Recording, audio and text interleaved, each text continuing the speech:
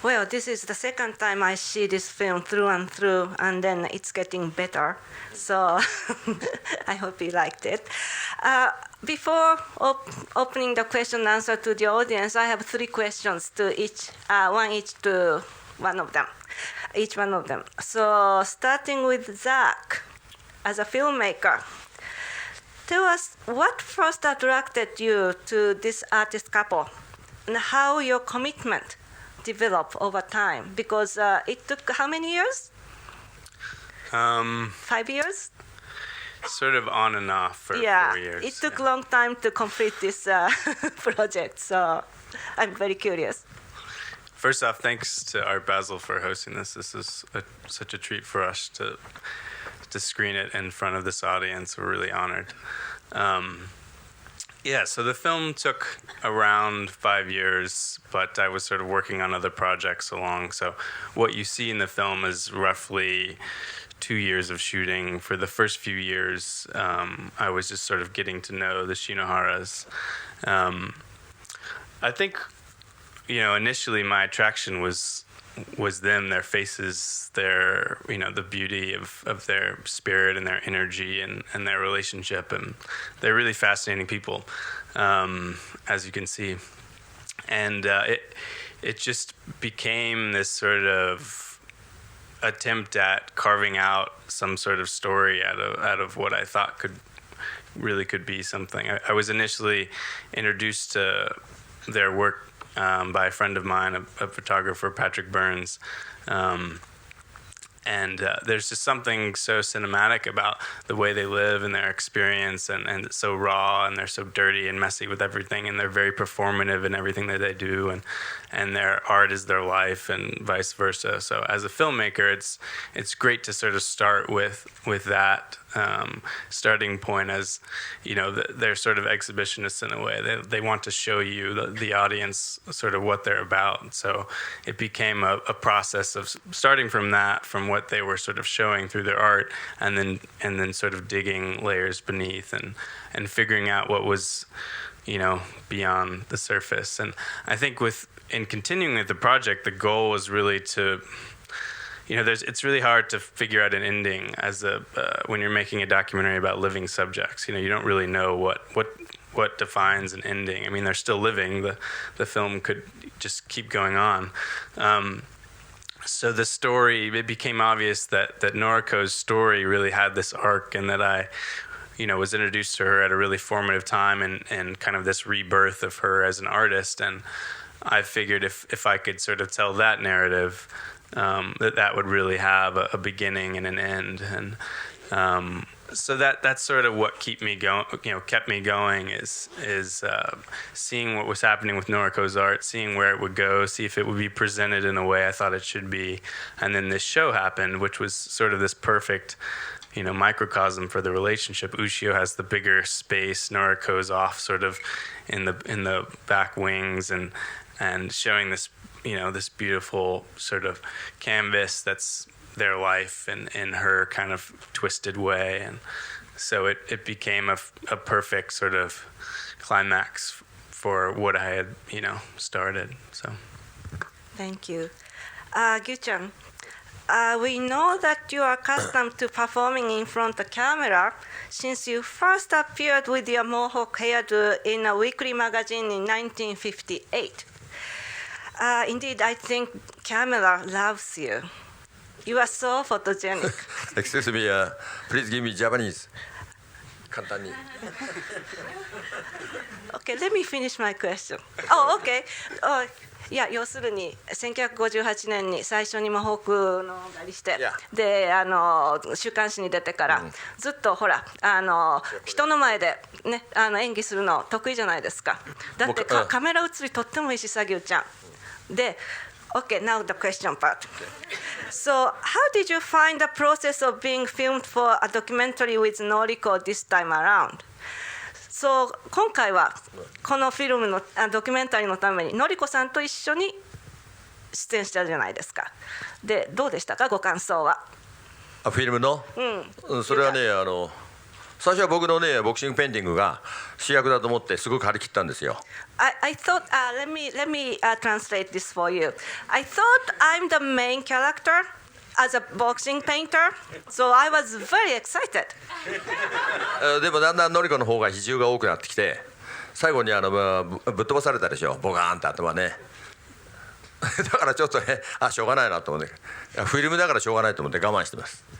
So, but as the filming went on, like the emphasis shifted to Noriko, and you can see in the ending credit, she's beating me up. But I think it's a film, so Serabi, I'm putting up with it. Yeah, but in April, when there was a film festival in New York called the Tribeca Film Festival, we are working in a town in New York City, and some Japanese women approached us, and she said she's a journalist for the Japanese free paper in New York, and so she saw the film before the Tribeca shows it as a journalist, and she said, "Oh, Mrs. Shinohara," then look at me. And only talking about him. And I wondered he was actually watching the film or not. And so still some Japanese feeling is still, even if he's great, not me. So you are okay in Japan? Actually, that ties into my question to you, Noriko. So everybody can agree with me that you lived through a great love story. But as a woman myself, I'm a woman myself, I often wonder how could it be possible, given how impossible Gyu-chan was and is. So what's the secret of your endurance? That's why the love is all. And also, people usually asked me why you could stay with him. Why I didn't separate? But for me, separation is a kind of a luxury because we couldn't pay two rent. Separation means to rent, and that's very realistic. Yes, and because of the art, I couldn't earn anything, and he couldn't earn enough. That's why we stayed together. But that doesn't still answer the endurance part. No, it's a poverty makes us endurance. I see. Actually, I think you have to know in the 60s Japan, Ushio was one of the most impoverished artists, avant-garde artists. Avant-garde artists usually poor, but he was particularly impoverished, and I think that continues as we can see in the film. Anyway, so you must have many questions. So I want to open the floor to the audience. Any questions? Come on. After this film, if you don't have any question, I don't believe you are an art lover or film lover or a human being. Oh, yes. Do we need a microphone? Oh, the microphone is going there. I would like to ask both of you, why did you move to New York, and what does New York represent to you in your art? Means, both of you. Okay. Yeah. Thank you. Because I came to New York from Japan when I was 19, because I was failed to enter the Japanese art school at university. And that time at university's number was so little to go in, especially my time. It was 1 out of 48 chance. Was my situation. So I came to here. I came to New York to go to the art university. And while I was preparing, I met him. That destroyed my career, and so it took a long time. And but still, I feel like and for me, working in a studio and go to just shopping for food and material and go back to work in a studio, it could be any place, not New York. But these days, we met Zach and made a film. It's one of the chance because we are in New York. That made me sense. Gyu-chan, so the Noriko-san came to New York in 73. I'm sorry, 72, and then Gyu-chan came to 1969, and before that you were a big art star in Japanese avant-garde. So why did you come to New York? 要するにのりこさんは1972年に来て、ぎゅうちゃん69年ですよね。のまあ一応ほら前衛の大作家だったわけで、どうしてニューヨーク来たんですか？で、OK、1960年代の僕たちが一番憧れてた都市がニューヨークだからです。それは絵だけじゃなくていろんなフィルムとかそれから文化とかなんていうかなミステリーノベルとか全部がそれでジャスパー・ジョーンズとか実際1960にラーシェンバーグも来たしね、なんか僕も会ったし、だからアメリカはもうすごくなんていうかなまず第一番の都会行きたい。So for us living in the 60s Japan, the New York is really the most exciting city in our imagination. Not just art, but the film and then culture and then like mystery novels. All of these things really excited me. Like in the 60s, Jasper Jones came to Tokyo, Robert Rauschenberg came to New York. So like we feel close to New York, and then like so anyway, New York was the number one.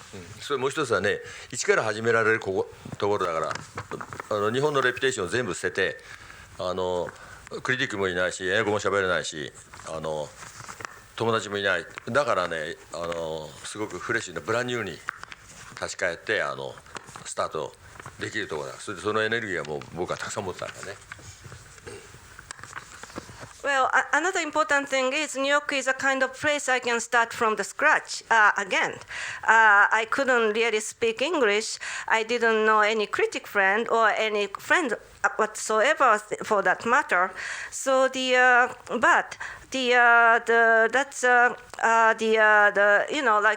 can make a brand new start, and then I got lots of energies from the New York City. Yes. Over there first, and then you and you.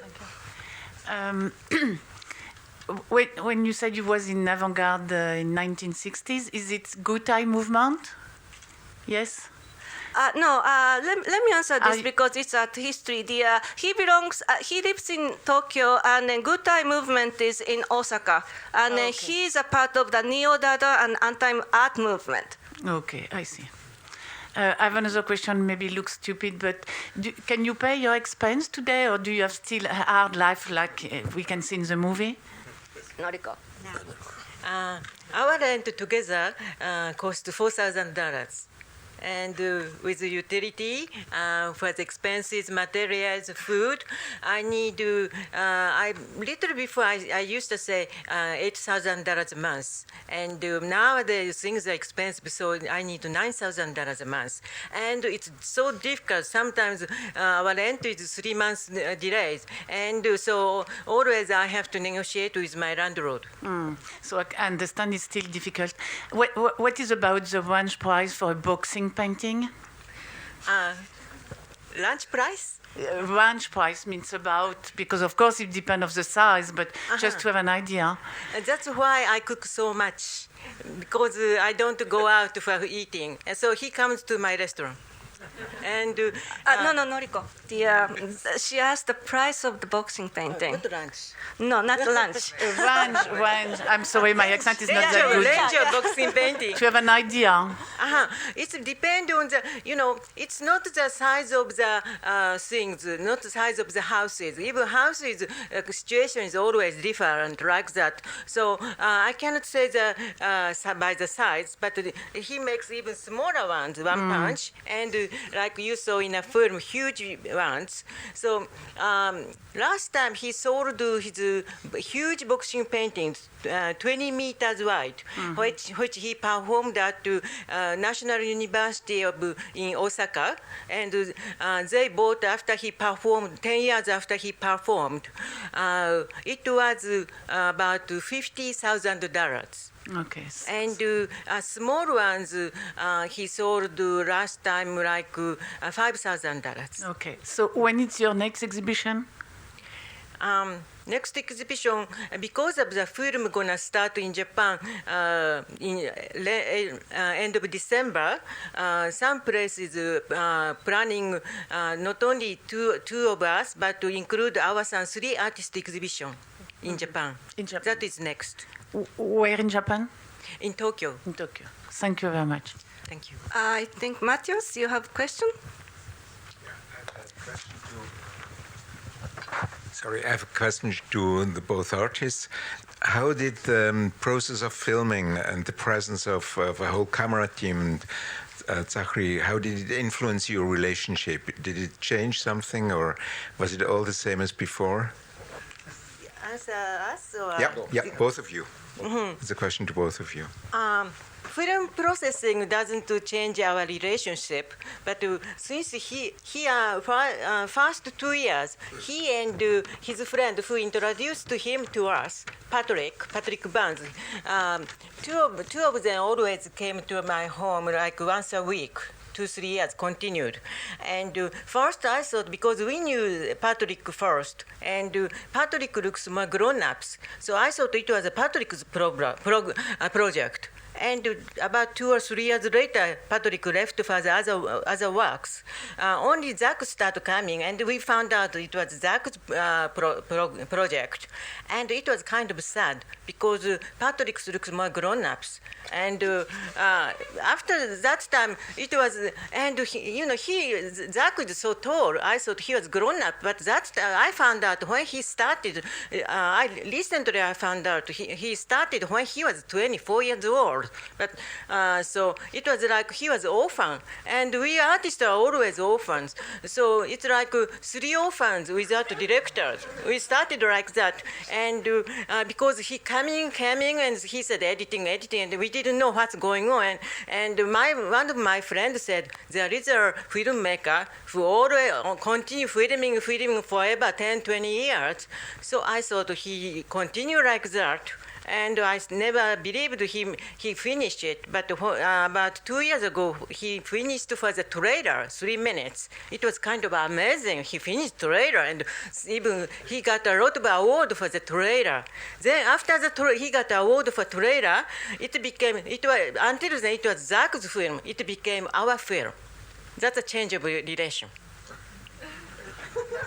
That's an amazing story, isn't it? Questions for you. Okay.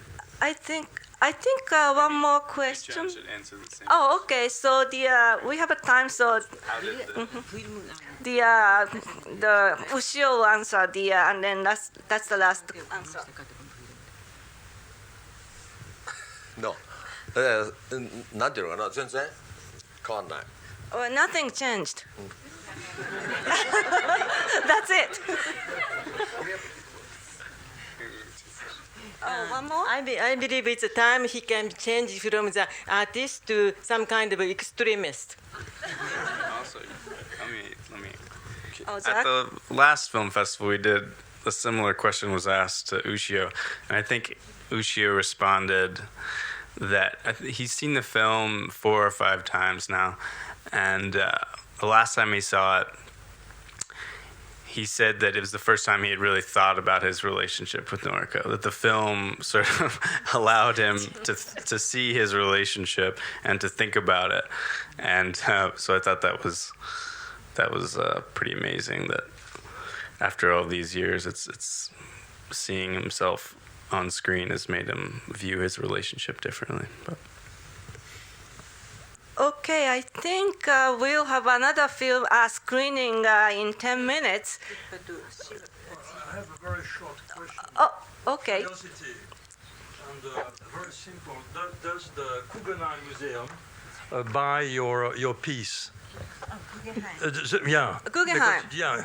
So just a question of curiosity. Oh, that's a very good because question. I get the impression That's that it could have been very hard. That's So- every film festival's favorite question. We always get the same question from audience, and I always answer. It's still under the consideration. But About what? Sorry. Still under consideration. But when he like I told you about boxing painting, he performed at the National Museum in Osaka. It was 1990. 1991, and it was acquired from same museum year 2000. So it takes time. Art takes. So we have survival is difficult. Okay, so thank you so much, Zach, Ushio, and Noriko, and then thank you so much for the Art Basel film program, and then thank you for coming too. Thank you.